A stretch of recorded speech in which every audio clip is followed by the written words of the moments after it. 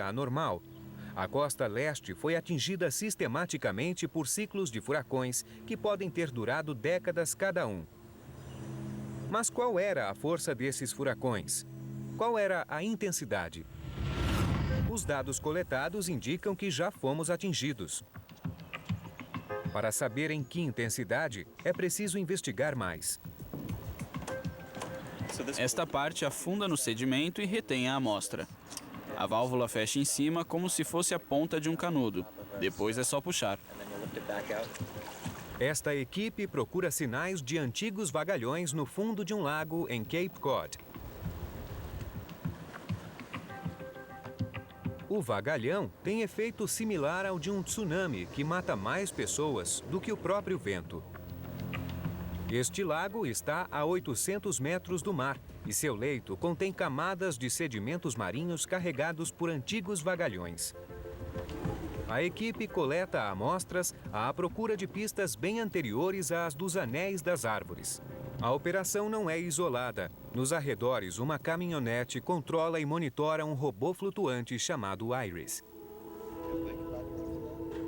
Equipado com sonar, o Iris tira fotos do leito do lago mostrando à equipe onde coletar. Esta amostra é da parte mais profunda do lago. Ela está a 6 metros de profundidade. O Dr. Jeff Donnelly, do Instituto Oceanográfico de Woods Roll, dirige a operação. Ele identifica furacões através dos sedimentos de vagalhões e criou um mapa da costa leste que abrange milhares de anos. Os vagalhões derivam dos ventos que levam a água ao litoral. O vento sopra sobre as ondas elevadas por causa da baixa pressão e forma o vagalhão. Neste tanque, a onda atinge a praia e vai para o interior, levando sedimentos do oceano.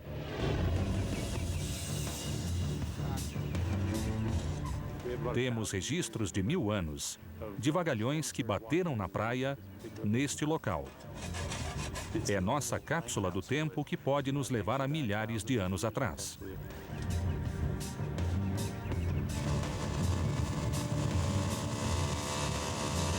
Uma amostra de 1,80 m representa cerca de 1.300 anos de história. Donnelly usa esses dados para reconstruir um calendário de furacões com a intensidade e as condições climáticas que podem ter ocasionado esses ciclos. A camada de areia foi depositada por uma tempestade e a profundidade da camada indica que pode ter sido há 1.300 anos. Pode-se confirmar a data com um teste de carbono 14. Uma amostra de sedimento é praticamente uma máquina do tempo. Suas camadas contam a história de ciclos de furacões. Vemos a turfa orgânica, muito rica, na qual estávamos andando, mas abaixo há camadas de areia trazidas da praia pelos vagalhões. Este registro remonta a 1.300 anos atrás. Este é o mais novo aparelho de Jeff Donnelly, o XRF, um digitalizador luminoso de amostras. Como os anéis de árvores de Grissino-Meyer, ele procura mudanças na composição química dentro das camadas. Por exemplo, sedimentos marinhos tendem a apresentar mais elementos como estrôncio e cálcio. Podemos procurar essa característica, determinar a origem do material e saber quando houve um vagalhão ou uma precipitação normal. E ainda podemos estimar a intensidade ou quantos vagalhões foram necessários para formar as camadas. Os depósitos nas amostras ampliam o registro contido nos anéis das árvores para milênios atrás. Eles revelam que ciclos brutais de furacões ocorreram repetidamente nos últimos 2.500 anos, identificados por depósitos em áreas hoje populosas, onde ninguém suspeitaria.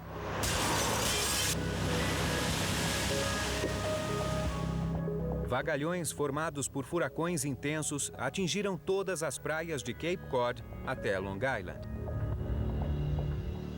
Muitas vezes, nós contamos às pessoas qual é nosso trabalho e elas nos acham malucos. Dizem que não há furacões aqui, só tempestades de inverno. Mas é claro que nós sabemos pelas informações históricas que há sim furacões aqui. Por exemplo, houve um furacão por volta do ano 1400 que aparece em todas as amostras que retiramos de Long Island a Cape Cod. Este gráfico prevê os efeitos de um vagalhão em áreas propensas a inundações e permite planejar a evacuação. Nordeste da América, 1635, 1815, 1938 e o Nordeste hoje, onde 50 milhões de pessoas nunca foram diretamente atingidas. O Nordeste está muito exposto porque fica no caminho do cinturão de furacões, já que as tempestades fazem uma curva à direita na costa leste. A Nova Inglaterra, em especial, fica bem nesse caminho. As pessoas são efêmeras e têm memória curta.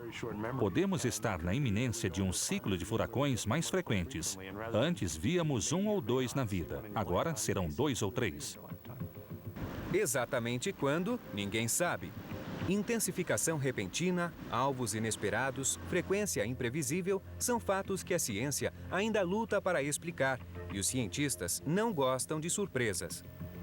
Owen Kelly diz que pode prever com antecedência de 6 horas se um furacão vai se intensificar. O Dr. Len Pietrafesa afirma que pode encontrar um padrão e prever as possibilidades de toda uma temporada. Se ele conseguir, talvez possamos fugir antes que um super furacão nos atinja e mude a linha costeira que conhecemos. Em órbita, vigiam furacões 24 horas por dia. O rastreamento é detalhado e a previsão da trajetória está melhorando, mas prever a intensidade dos furacões não é fácil. Se as cidades costeiras souberem mais cedo que a velocidade dos ventos está para aumentar, poderão se preparar para furacões mais fortes. O problema é que furacões são sempre complicados. A mudança de intensidade ainda é um mistério.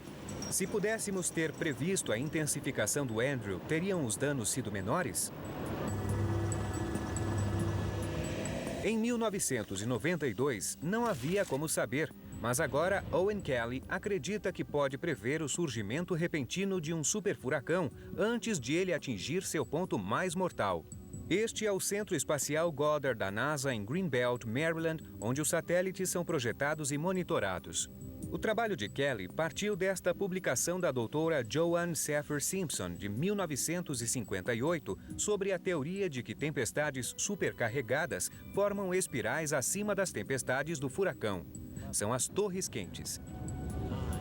O verdadeiro trabalho de Kelly começou com o lançamento de um foguete Delta em 1997. A bordo havia um satélite TRMM, sigla para Missão Medidora de Precipitação Tropical.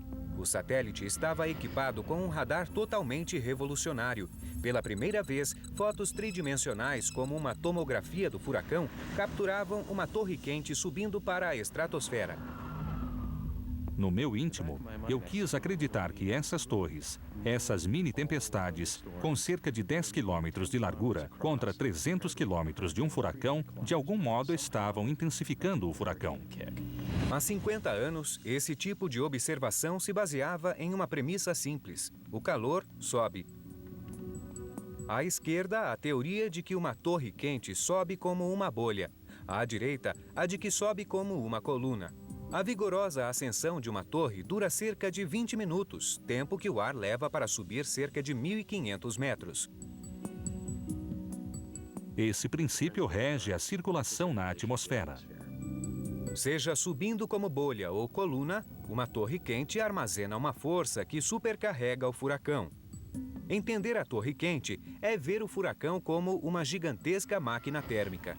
A coluna quente suga o ar próximo de sua base e o ar menos denso sobe, criando uma energia que impulsiona a espiral. A tempestade do furacão atrai vapor de água da superfície do oceano. Esse ar forma uma espiral e sobe rapidamente.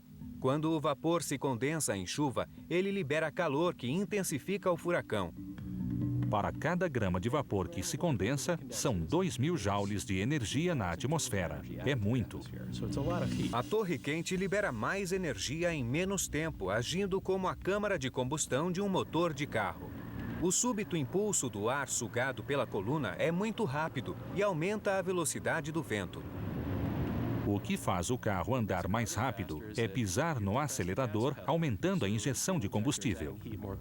A pesquisa de Kelly pode ser uma ferramenta de previsão para alertar que 6 horas depois de detectada a torre quente, um furacão pode se intensificar.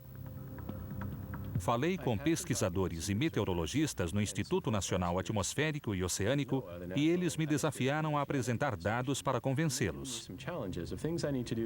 Imagens do Katrina mostram várias torres quentes em desenvolvimento, mas essa técnica ainda não é aceita como ferramenta de previsão. Até isso acontecer, esse tipo de alerta não chegará aos jornais. Se você monitorar por radar e vir uma sequência de torres à medida que o furacão se aproxima da Terra, espera-se que ele ganhe intensidade. A chance disso acontecer é de 82%. 82% pode parecer um número alto, mas isso será verdade? Previsões usam probabilidades, chances de um resultado acontecer com base em eventos aparentemente aleatórios. A própria formação de um furacão é pouco provável. Muitas variáveis devem se combinar no momento certo e no local exato. Este é o nascimento do Isobel no leste da África. Montanhas impedem o ar de se mover rapidamente, criando grandes redemoinhos de turbulência. Só em condições atmosféricas específicas, esses redemoinhos conseguirão atravessar a África subsaariana em direção ao Atlântico. As tempestades se formam em condições favoráveis do oceano. Uma vez formadas, precisarão se organizar na tradicional espiral de um furacão. Nesta pia, a água desce pelo ralo. A energia do redemoinho principal carrega redemoinhos secundários para o centro, tal como tempestades isoladas se juntam às tempestades em torno do olho do furacão. Então, para um furacão se desenvolver, deve haver uma grande convergência a no mínimo 10 mil metros. E as tempestades precisam se unir e dançar em círculos até formar um furacão organizado, que cresce sugando ar úmido de vastas extensões da superfície do mar. O climatologista Dr. Jim O'Brien ajuda a fazer a previsão do El Niño, outro fator crucial que impacta os furacões. O El Niño dificulta o ambiente para os furacões no Atlântico. O El Niño força as correntes de ar para o território dos furacões. Seus ventos erráticos cortam a camada superior de nuvens do furacão e acabam por dissipá-lo. Voltemos ao furacão Isobel. Como não houve El Niño em 2003, o Isobel se fortaleceu sem ser perturbado. Sua chance de chegar à Terra dependia da rota previsível de um sistema de alta pressão chamado Bermuda High, uma espécie de goleiro de furacões. A pressão que ele exerce pode desviar um furacão e mantê-lo à sua margem. Foi assim que o Isobel se desviou para a Carolina do Norte, onde se tornou o evento mais catastrófico de 2003. A ocorrência de todos esses eventos pode parecer aleatória, mas o Dr. Len Pietrafesa não pensa assim. Creio que os sistemas, de fato, obedecem a leis fundamentais da natureza. Nesse sentido, eles são determinísticos, são bem organizados. Não são aleatórios e caóticos. O Dr. Len Pietrafesa mora em Raleigh, na Carolina do Norte, onde ocorrem mais furacões que em outros estados. Sua missão é tentar prever quando e onde eles aparecerão. A partir de fatores aparentemente aleatórios, ele procura organização na atividade dos furacões. Cabe aos cientistas e matemáticos descobrir como eles se organizaram no passado, como se organizam no presente e o que isso vai significar no futuro. Pietrafesa estuda todos os registros de furacões para deduzir padrões como ciclos anuais e decenais, quantos furacões se formaram, sua trajetória e quantos atingiram a orla. Depois, ele procura relações entre os ciclos e as mudanças climáticas, como o El Niño, as oscilações das correntes marítimas e o Bermuda High, e monta uma espécie de diagrama fundamentado em resultados prováveis. Acabamos descobrindo que furacões são organizados, viajam em grupo, em conjunto, e que preferem seguir certos caminhos conforme a temporada, que se relacionam a diferentes fatores climáticos. Através das torres quentes, Owen Kelly pode alertar para um super furacão com 6 horas de antecedência, mas Pietrafesa quer avisar com muita antecedência como será toda a temporada. Anunciamos que 5 furacões se formariam em 2006 e que só um atingiria a costa, o que foi considerado na época uma previsão ridícula. Ele acertou. De fato, houve 5 furacões em 2006 e somente um, o Ernesto, chegou à orla.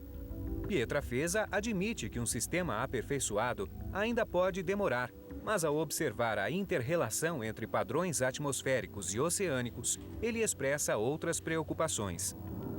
Se continuarmos aquecendo o planeta, vamos aumentar os riscos e, sem dúvida, aumentar o potencial de haver mais e maiores furacões. Pietrafesa vê o planeta como um grande motor. Correias transportadoras distribuem o calor por toda parte, formando um sistema de controle do clima.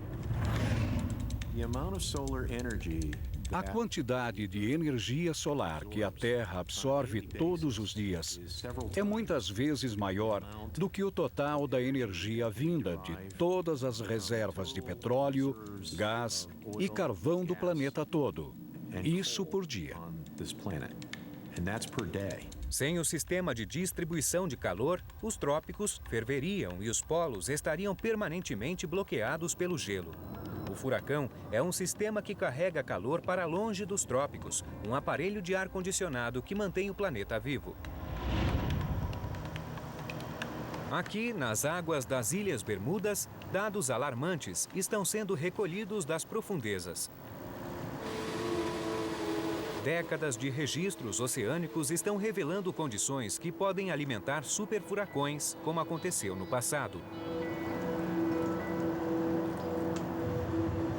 Pode ser que estejamos entrando em uma era onde precisaremos rever a escala de Saffir-Simpson e começar a pensar em categorias 6, 7, 8. Os oceanos estão se aquecendo e podem alimentar os superfuracões que funcionam como reguladores do clima. O problema é que nunca houve tantas populações ameaçadas por furacões. Um ciclo mortal de superfuracões nos ameaça novamente. Riscos, mas poderemos controlar os furacões? Pensadores independentes têm algumas ideias. Por exemplo, exterminar um furacão com uma explosão nuclear, embora ela corresponda a uma fração da energia de um furacão. Ou usar ventiladores para dissipá-los, jogar gelo em seu olho, colocar icebergs no caminho. Chris Landsea já ouviu de tudo. Seriam necessários todos os navios do mundo rebocando icebergs o tempo todo para refrescar as águas o suficiente para eliminar os furacões. E aquele material especial que absorve 2.000 vezes seu peso em água. Ele se enche de umidade enquanto cai no mar. Mesmo que se tire toda a água momentaneamente, os oceanos continuam a evaporar e a água seria reposta em um dia ou menos. Então seria inútil. E houve o infame Projeto Fúria, financiado pelo governo nos anos 60 e 70, quando se pensava que dinheiro e tecnologia resolveriam. A ideia era voar ao redor do furacão, na periferia, e lançar iodeto de prata nas nuvens. E a ideia era que o iodeto de prata reagiria com a água mais fria e a transformaria imediatamente em gelo. O calor liberado faria crescer as tempestades da camada externa. Mais forte, ela eliminaria a tempestade em torno do olho. Era a teoria.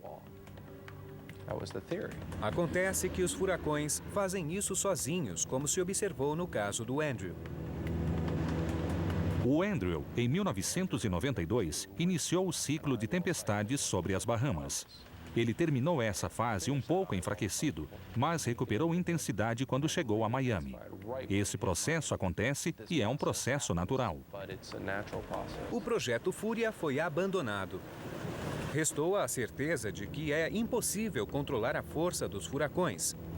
Mas a interferência do homem aumenta as chances de desastre. Alterando a linha costeira, criamos condições para que as consequências dos furacões sejam piores. Além da maior migração para a costa e da construção desenfreada de casas cada vez mais caras, também arrasamos e eliminamos muitas defesas naturais que existiam. Por exemplo, a floresta marítima e os pântanos. As florestas marítimas funcionavam como barreiras, protegendo o interior de ventos de alta categoria. Agora, os ventos avançam livremente. A floresta absorvia o vagalhão e dissipava a energia das ondas, mas hoje esse tipo de proteção quase não existe. Os bancos de areia que sempre protegeram a costa já não são eficazes. Este tanque mostra o comportamento da água na ausência de florestas e pântanos. O vagalhão não encontra barreiras. O vagalhão invade a costa, as pontes começam a desabar e fica impossível retirar as pessoas. Em terra, a costa modificada permite que os vagalhões causem grandes desastres. No mar, a situação dos oceanos pode criar condições para que os hiperfuracões cheguem à terra. Há pistas disso aqui, ao largo das Ilhas Bermudas, a bordo do barco de pesquisas Atlantic Explorer. Venho para o mar todos os meses como um cientista louco. Sua missão é coletar amostras de água profunda a cada 2 a 4 semanas, como faz há 53 anos. Este aparelho é o CTD, que registra condutividade térmica e profundidade. Esta área produziu 50 anos de dados, um enorme registro de mudanças do oceano que pode ajudar a explicar por que caminhamos para uma fase de superfuracões. Os furacões precisam da superfície oceânica a 28 graus centígrados ou mais para se sustentar. É na camada chamada mista, a 90 metros de profundidade, que os cientistas observam mudanças. Essa observação é importante para saber a reação do oceano à mudança climática. Nick Bates é cientista do Instituto de Ciências Oceânicas das Bermudas. Ele confirma que a temperatura da camada superior do oceano aumentou 1 grau nos últimos 50 anos, o suficiente para estender a temporada de furacões. Nos anos 50, tivemos uma camada mista que durou cerca de 4 meses, mas agora isso subiu para 4 meses e meio. Há mais combustível, mais energia calorífica para os furacões se manterem e ganharem força. Outra pista que adverte para o aquecimento do oceano está no fitoplâncton. Essas pequenas plantas marinhas absorvem da atmosfera mais de 100 milhões de toneladas de CO2 por dia. Isso torna o oceano um filtro que limpa a atmosfera de CO2 que retém calor. Mas os dados recolhidos mostram que o fitoplâncton está ameaçado pela superfície da água em aquecimento. O ciclo pode ser alarmante. Quanto menos plâncton, mais CO2 permanecerá no ar, e quanto mais quente o planeta, mais quente ficará o oceano. Se o plâncton for insuficiente, os furacões, que podem agir como refrigeradores levando o calor para o norte, podem ficar mais frequentes e mais intensos. Esse aparelho de resfriamento planetário está sobrecarregado, como pode ter ocorrido no passado. Mas nunca houve tantas populações no caminho natural dos superfuracões. A refrigeração e o aquecimento trabalhavam juntos para redistribuir o calor pelo planeta. E o trabalho era ainda maior do que o que se vê hoje com os furacões atuais. Mas a preocupação é que a interferência do homem sobre o clima cause furacões mais intensos. Os furacões podem ser similares aos do passado, mas ficarão mais intensos com o aquecimento global. Imaginem Boston, no futuro próximo, uma grande cidade no nível do mar. 11 mil quilômetros a leste, um distúrbio se forma na África. Os fatores oceânicos, atmosféricos e de temperatura, todos se combinam. O que era considerado pouco provável pelos moradores está para acontecer, como já aconteceu no passado. Sem querer, muitos que contribuíram para criar as condições de um superfuracão estarão em seu caminho. Nos anos 90, os cientistas registram um ciclo de furacões cada vez mais fortes no Atlântico. Antigas evidências mostram que esses ciclos já aconteceram antes e os registros atuais indicam que eles estão se repetindo. Com base nas novas descobertas, eis um cenário hipotético para um superfuracão. Em um ponto do futuro próximo, o Atlântico está quente e o vento é leve, uma condição que se tornou frequente. Um furacão se forma ao largo da Carolina do Norte. Mas ele não é de categoria 2, como o Isabel, ou 3, como o Katrina. Este furacão mantém ventos de 320 km por hora, tirando energia do oceano. O furacão atinge a categoria 5. É nesse estágio que ele chega à Terra. Assim que há uma abertura na casa, o vento consegue entrar e levantar o telhado como se fosse a asa de um avião. O mar da Carolina do Norte reage ao ar de baixa pressão e ergue um vagalhão de quase 6 metros. Nessa condição, o vento empurra a água para a praia. Deixando a Carolina do Norte devastada, em 24 horas, o furacão se desvia para o norte. Cidades a mais de 300 quilômetros dali sentem o impacto. Ventos similares aos de um tornado, chamados mini-turbilhões, ocorrem dentro do furacão e destroem as construções. O Centro Nacional de Furacões de Miami e o Centro Canadense de Furacões de Dartmouth, na Nova Escócia, emitem o alarme para a evacuação do norte. Serviços essenciais, transportes e a rede elétrica ficam todos inoperantes. A velocidade do furacão, tipicamente de 19 km por hora no Atlântico tropical, aumenta dramaticamente. Ventos de altitude conduzem o furacão para o litoral a 100 km por hora. Ao invés de alguns dias, só haverá poucas horas para retirar as pessoas. Uma tempestade pode ir da Carolina do Norte a Nova York em 8 horas. Com rajadas de 225 km por hora, um objeto qualquer levantado pela tormenta pode ganhar a velocidade de um trem-bala. Em muitas cidades, o nível da água sobe 4 metros em 1 hora. O verdadeiro assassino é o volume de água que acompanha esses eventos, tanto da chuva quanto das ondas. Ao chegar à Virgínia, o furacão se torna extratropical, cobrindo uma área maior e atingindo a Pensilvânia. Se encontrar uma área de forte diferença de temperatura ou uma frente, ele pode se tornar um forte furacão extratropical que costuma aumentar de tamanho. Boston, Massachusetts. A cidade fica no nível do mar. Pela proximidade com o mar, a grande cidade é vulnerável a futuros vagalhões gerados por grandes tormentas extratropicais. Boston não é considerada um alvo preferido de furacões presentes ou futuros, mas a se confirmar a previsão dos cientistas, isso pode mudar.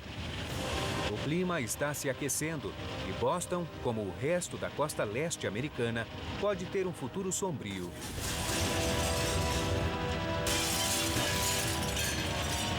Com as rotas de fuga do litoral para a Pensilvânia engarrafadas ou inundadas, não há como escapar. A trajetória do furacão é alterada pela rotação da Terra e desviada para o polo, descrevendo um arco à direita. Com mais de 1.000 quilômetros de extensão, o furacão atinge parte da Nova Escócia antes de enfraquecer no Atlântico Norte. Na costa, formam-se novas faixas litorâneas e baías. A Grande Boston e cidades distantes até 100 quilômetros estão sob 3 metros de água negra. Inundado, o Nordeste pensa na reconstrução, mas a água fria deixada pelo furacão se aquece tão depressa que um novo furacão se forma, girando 160 quilômetros a leste, tal como o Isabel seguiu o rastro do Fabian em 2003. Mas desta vez, ele vai atingir uma terra já castigada. Esse cenário é hipotético, mas com o aquecimento global, os hiperfuracões podem espalhar o caos no mundo que criamos. A esperança é que os contínuos avanços na detecção, previsão e prevenção de danos ajudem a nos preparar melhor para enfrentar a fúria do próximo furacão.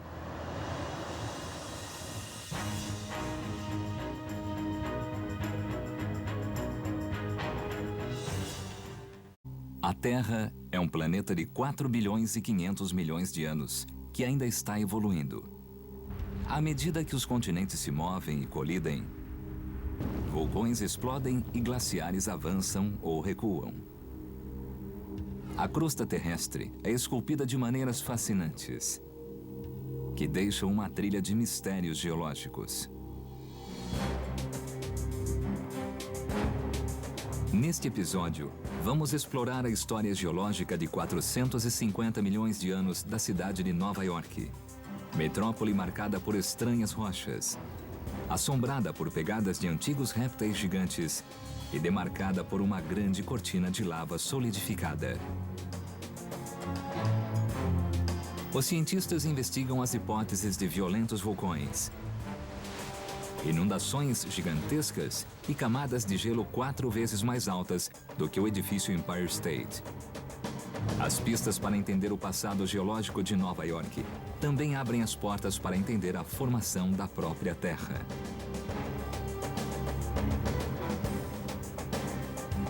Como nasceu nosso planeta? Nova York. A investigação da história geológica de Nova York começa aqui, junto às rochas à flor de Manhattan. As rochas dão pistas de como o lugar foi formado e como sua geologia ajudou a cidade a se tornar densa, próspera e pulsante. Estão espalhadas por toda Manhattan, aparecendo na superfície de parques e entre o concreto dos edifícios. Algumas, apertadas entre 2 prédios, têm o tamanho de uma baleia. São as extraordinárias sobreviventes de tempos antigos.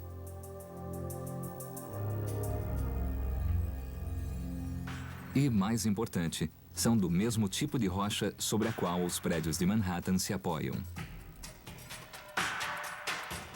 Gigantescos arranha-céus formam 2 grupamentos, um no centro da cidade, outro no centro da ilha. Entre os 2 grupos, os prédios são mais baixos. O que define o horizonte de Manhattan são as rochas embaixo da superfície.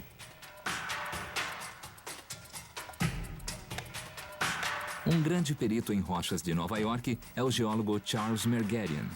Toda a história do desenvolvimento da crosta terrestre está concentrada nas rochas abaixo de nós. Pelas minhas conclusões, as rochas daqui guardam uma história de mais de 1 bilhão de anos. Mergerian procura evidências que mostrem como a base rochosa da cidade se formou. No Parque Inwood Hill, no norte de Manhattan, ele achou um pedaço de rocha chamado Xisto de Manhattan. Para o olhar leigo, é só um pedaço de pedra, mas para Mergerian é a primeira pista.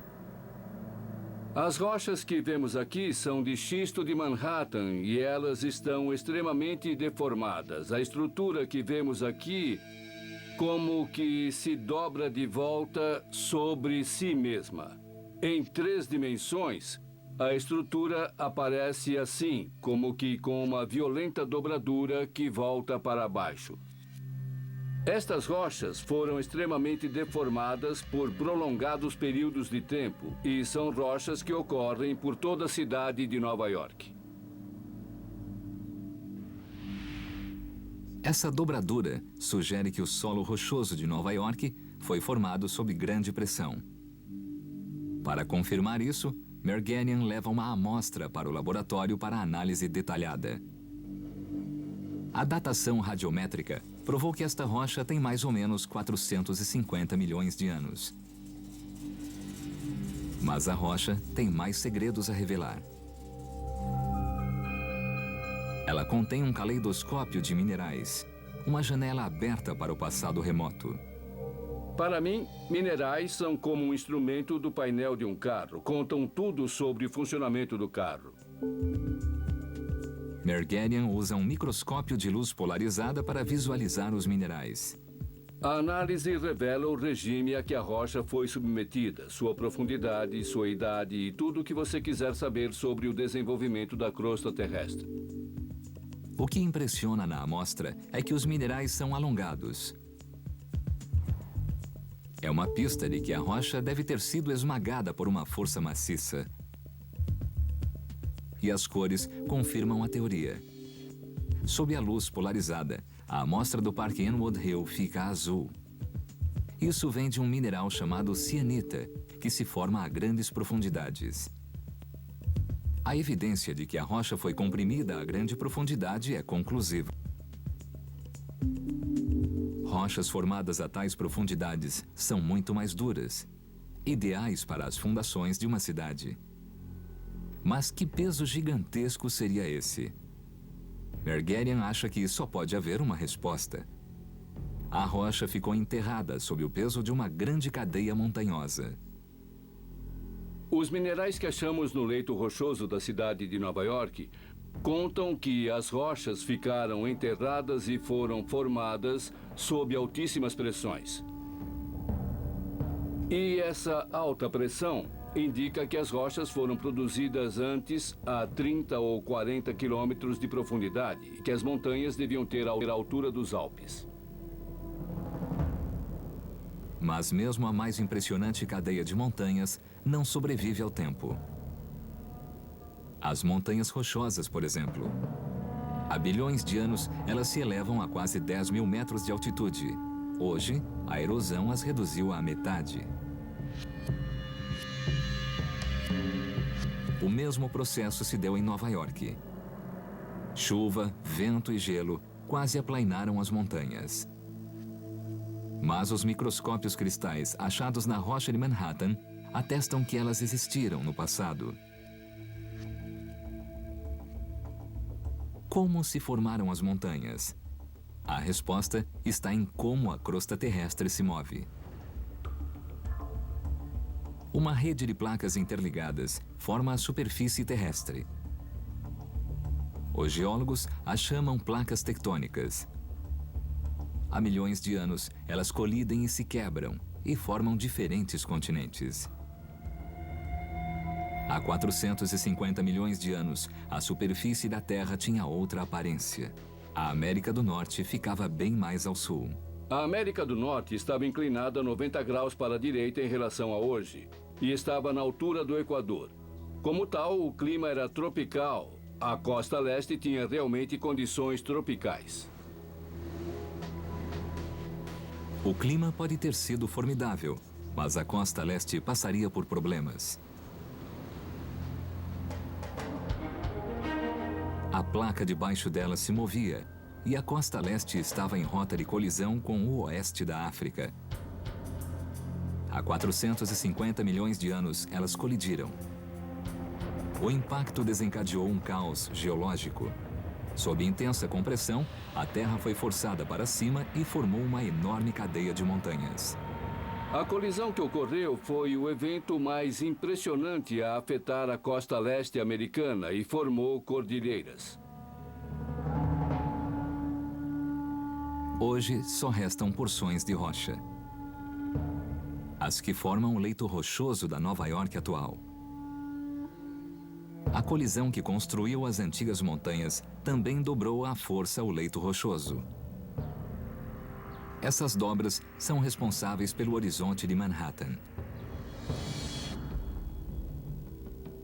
Manhattan tem dois grupos de edifícios altos, um no sul da cidade e outro no centro. Ali, o leito rochoso que se formou a grande profundidade foi empurrado para cima. Agora está próximo da superfície e proporciona sólidas fundações para enormes prédios. No espaço entre os dois grupos, a rocha se dobrou para baixo. A área está cheia de sedimentos soltos e é menos adequada a arranha-céus. O leito rochoso da superfície da Terra está até mesmo exposto. E é fácil fazer grandes edifícios porque se pode apoiar diretamente na rocha. Entretanto, em áreas onde a rocha é mais profunda e está coberta de sedimentos glaciares, Fica difícil construir prédios altos, porque é preciso apoiar o prédio na rocha sólida, ou então construir fundações de concreto que sustentem a construção. A história do solo de Nova York começa a tomar forma. Pela presença de pequenos cristais na rocha, os cientistas concluíram que o leito rochoso de Nova York foi formado sob o peso esmagador de uma antiga cadeia de montanhas, o que resultou no duro xisto de Manhattan, uma perfeita fundação para os arranha-céus da cidade. Mas Nova York ainda tinha muito a evoluir. A colisão das placas criou uma enorme massa de terra, o último grande continente de Pangeia. Agora, Nova York estava presa no interior. Mas, de alguma forma, conseguiu voltar para a costa. Escondidas nas ruas da cidade, há evidências de grandes erupções vulcânicas, extinção em massa e continentes esfacelados. São pistas que podem explicar como Nova York se tornou uma das maiores cidades portuárias do mundo.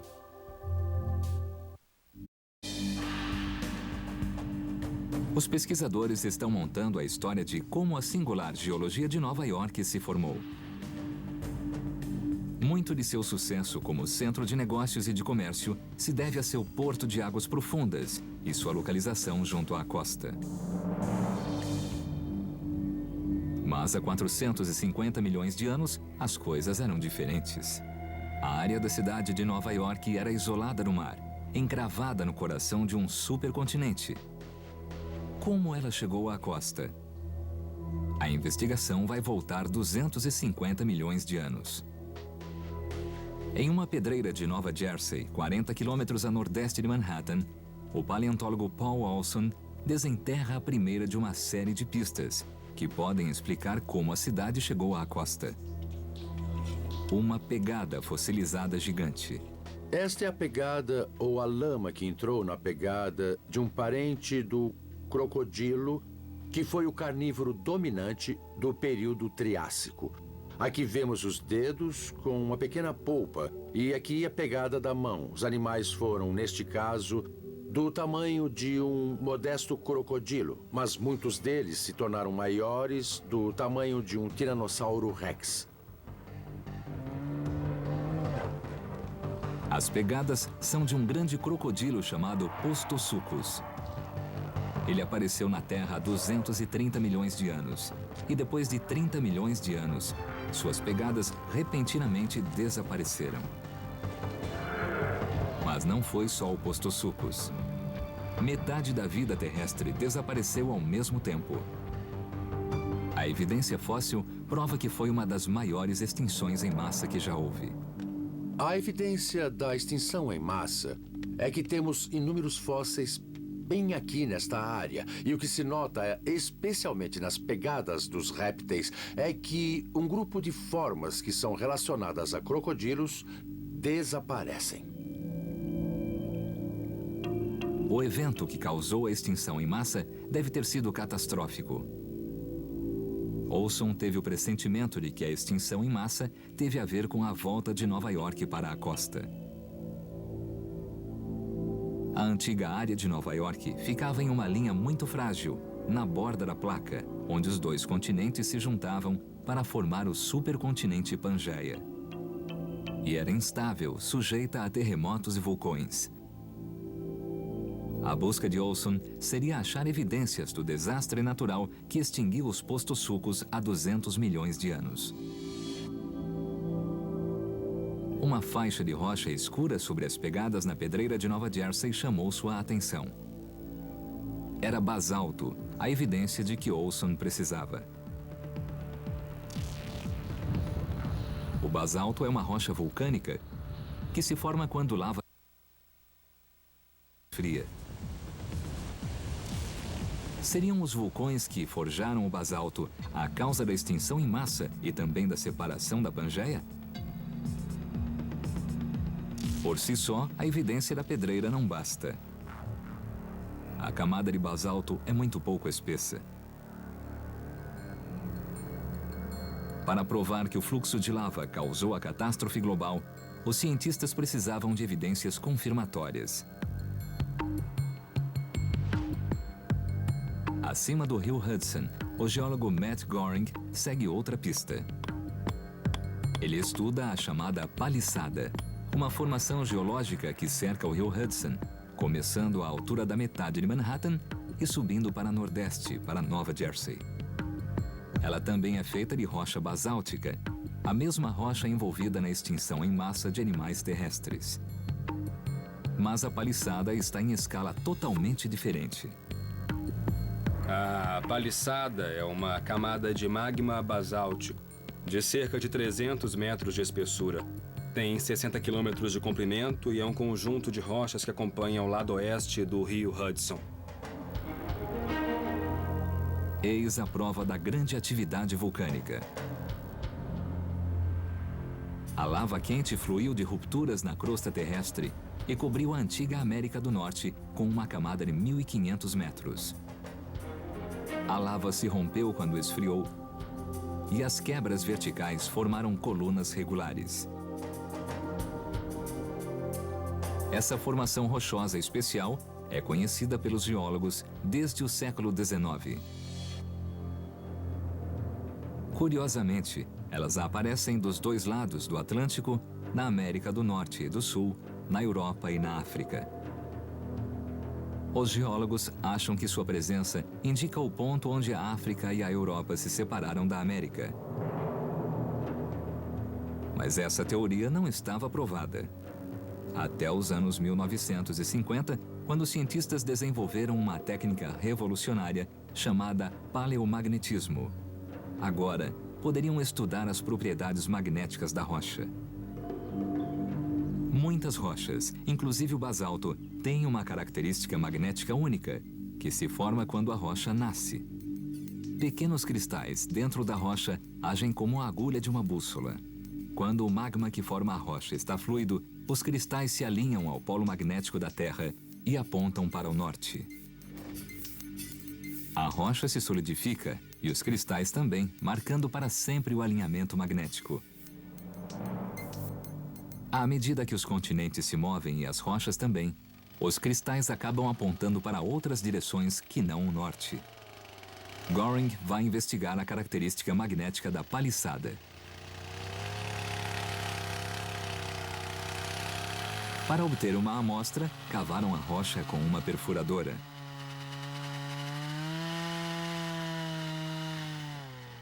Eles medem a exata orientação do cristal de hoje com uma bússola. Ao compararem a leitura com o norte magnético, poderão calcular a posição original da rocha. 14. Uma coisa que podemos fazer é levar esta rocha ao laboratório para medir sua orientação magnética. Essa orientação será a da Terra quando a rocha ficou sólida há 200 milhões de anos. Então esta pedra deve apresentar minerais que apontam para uma outra direção que não seja a direção do norte.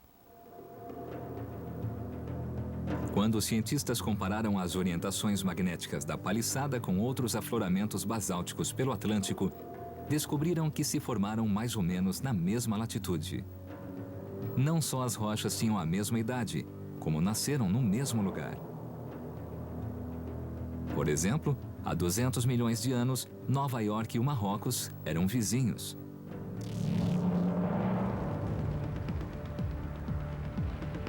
Os geólogos tinham a prova de que precisavam. Poderiam agora montar uma versão do que aconteceu. Tudo começou com um desastre vulcânico global. Há cerca de 200 milhões de anos, a América do Norte e a África começaram a se separar. Houve gigantescas inundações de lava. Os fluxos de lava irromperam por fendas muito longas na crosta terrestre e produziram colunas de fumaça que subiram a milhares e milhares de metros na atmosfera. A lava cobriu uma área quase inimaginável, mais ou menos 10 milhões de quilômetros quadrados. Do sudoeste da França ao sudeste do Brasil, de Nova York ao Mali Central. Na África, a área ficou coberta de lava empoçada que, em vários lugares, acabou tendo 1.500 metros de espessura. Erupções vulcânicas causaram aumentos de temperatura. Metade dos animais e plantas morreram. E o Posto Sulcos não teve chance. Enquanto enormes forças despedaçavam a Pangeia, um mar gigante se formou entre as terras separadas. O Oceano Atlântico. A cidade de Nova York estava agora na costa.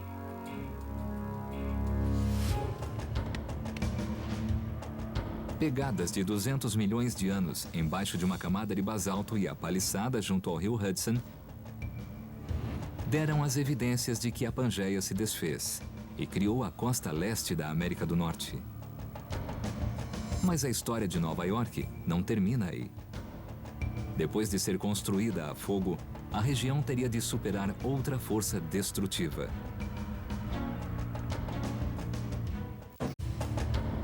Cientistas estão juntando evidências do violento passado geológico de Nova York. Há 250 milhões de anos, o Oceano Atlântico se abriu, deixando a área de Nova York na costa. Mas a cidade marítima ainda tinha um longo caminho pela frente.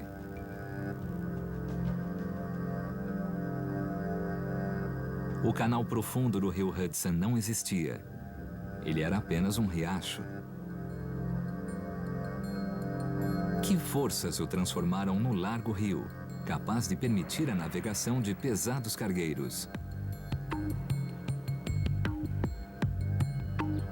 Uma pista de como o Vale do Hudson foi criado está nas estranhas rochas espalhadas por todo o Central Park de Manhattan. Algumas pesam várias toneladas.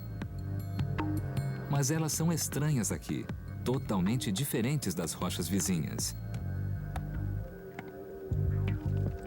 O geólogo Charles Mergerian investiga de onde vieram. Esta é uma rocha da paliçada do outro lado do rio Hudson.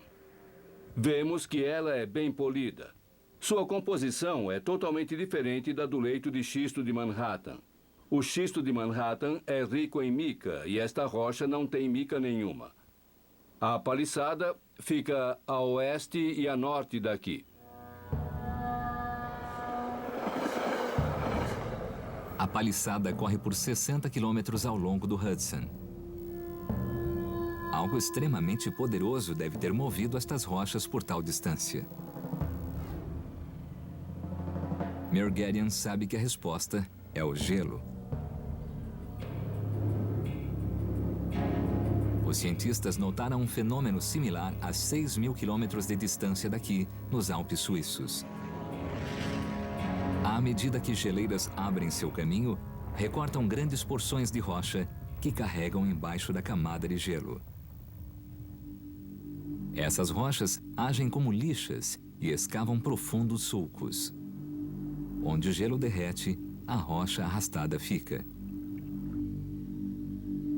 Mergerian está convencido de que foi o que aconteceu aqui.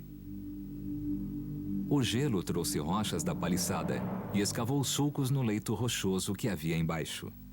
O leito rochoso exposto no Central Park mostra os profundos efeitos da glaciação na forma desses espetaculares sulcos que correm pela rocha. Isso confirma o padrão da glaciação, que é arrastar grandes rochas que agem como ferramentas para produzir os sulcos. Para Mergerian, as rochas do Central Park são uma forte evidência de que Nova York já esteve coberta por gelo. Durante milhões de anos, o gelo, crescendo e se retraindo repetidamente, tornou esta região um deserto gelado. Mas os sulcos das rochas de Nova York não contam a história toda.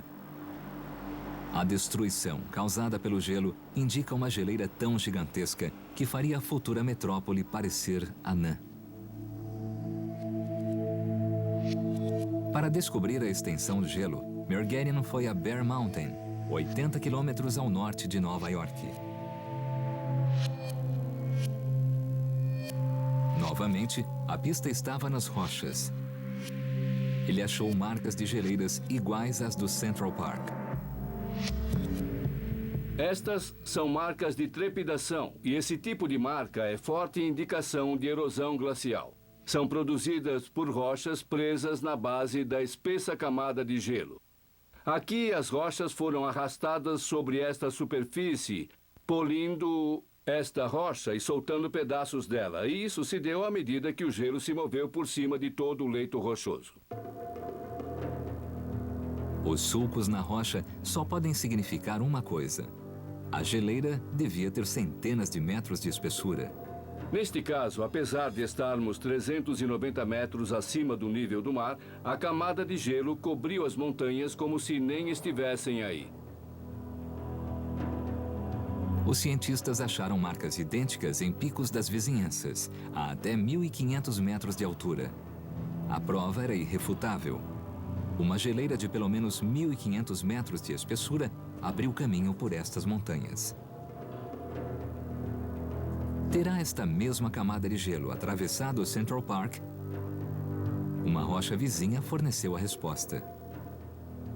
O que estamos vendo agora é uma série de sulcos paralelos subglaciares e, novamente, esses sulcos são produzidos pela camada de gelo que arrasta rochas por sobre esta superfície dura, como que polindo a superfície. Além disso, produziu essas estrias sutis, mas óbvias com a luz adequada, sobre o leito de rochas. Se medirmos a orientação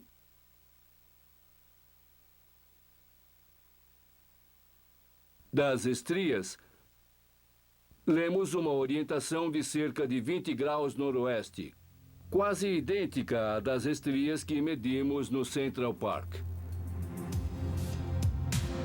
A evidência é significativa. A camada de gelo que cobriu Bear Mountain também passou sobre a superfície do Central Park. Isso prova que a cidade de Nova York foi coberta por uma geleira 4 vezes mais alta do que o Empire State. Imagine uma camada de gelo de mais de 1.500 metros de espessura, exercendo tremenda pressão na superfície e esculpindo-a com a aparência que vemos hoje. O peso da camada de gelo varreu tudo à sua passagem e passou direto por sobre a antiga cadeia de montanhas. Antes da camada de gelo chegar a ele, o rio Hudson vinha cavando um vale em forma de V em seu curso. Mas a geleira de 1.500 metros passou por cima e varreu os lados e o fundo desse vale, formando um novo leito para o rio em forma de U. O rio Hudson se tornou navegável por grandes embarcações. O retrato da moderna Nova York estava quase terminado. Sulcos na rocha do Central Park mostraram que uma vasta camada de gelo passou por cima dos já erodidos restos da cadeia montanhosa. E estrias glaciares em Bear Mountain provaram que a camada de gelo era no mínimo 4 vezes mais alta do que o Empire State. Quando o gelo derreteu, deixou uma grande faixa de escombros que isolou o rio Hudson do Atlântico. O desafio final para os geólogos seria encontrar como essa faixa foi destruída e como o porto de Nova York se abriu para o oceano.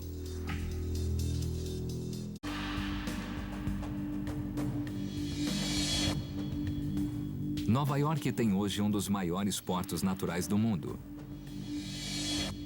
Mas nem sempre foi assim. No final da última era glacial, a larga entrada do porto estava bloqueada. Há 16 mil anos, uma geleira em derretimento deixou para trás uma faixa de escombros de 70 metros de altura. A faixa se estendia de Long Island a Staten Island, e isso forçou o rio Hudson a seguir um curso alternativo para chegar ao oceano. Que forças poderosas destruíram essa faixa de escombros? O primeiro palpite foi uma enxurrada. Os cientistas precisavam de evidências para provar que essa enxurrada aconteceu. Nos anos 1960, pescadores fizeram uma descoberta inesperada na foz do rio Hudson. Descobriram uma gigantesca presa de mamute no fundo do mar.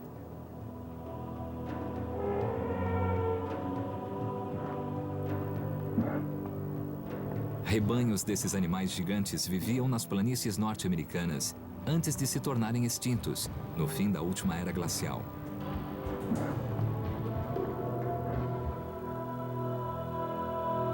Achar uma presa de mamute aqui e ali não é surpreendente. Só que em seguida, os cientistas acharam centenas de presas e ossos na foz do rio Hudson. Foi como se uma violenta enxurrada varresse os mamutes e deixasse seus restos ao longo da costa. E havia ainda mais pistas. Havia grandes rochas no fundo arenoso do mar. Algumas tinham o tamanho de um carro. As rochas devem ter sido parte da antiga faixa que se estendia entre Long Island e Staten Island. O geólogo David Franzi sabe que só uma violenta correnteza mexeria com a faixa. Baseado no tamanho das rochas deslocadas, sabemos que a corrente deve ter tido uma vazão da ordem de 42 mil metros cúbicos por segundo, ou seja, 3 vezes maior do que a maior das vazões do rio Mississippi.